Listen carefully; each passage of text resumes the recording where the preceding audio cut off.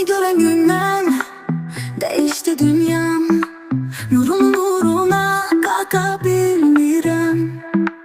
Sen parlak güneşsen, ben solğun ayam. İzince gəlirəm, çata bilmirəm. Şəfəqlər kainat sinəsindədir, işığın məndədir, qəlbim səndədir. Elə bir çıxmışam ömrüm dışından, yoxsa yaz qanıdı qaranquşam mən. Elə bir dünyanın yanaşından, sənə həsrət üçün doğulmuşam mən.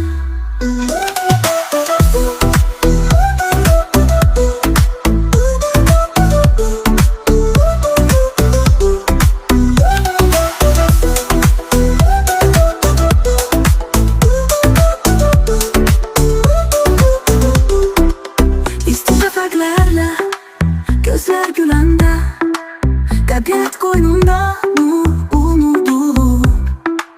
Axı ay günəşə yaxın gələndə, günəşdə deyirlər o gün tutulur. Sənə yanaşsam da mən aramaram, sənin o yolundan necə saxlaram.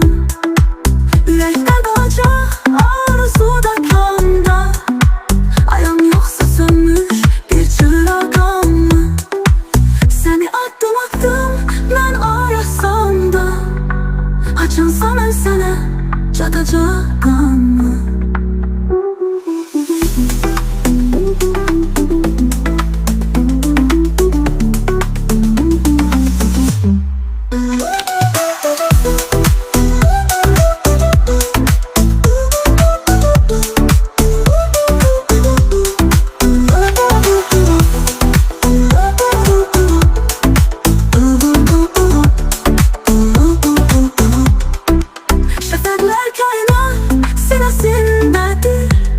İşığın məndədir, qəlbim səndədir.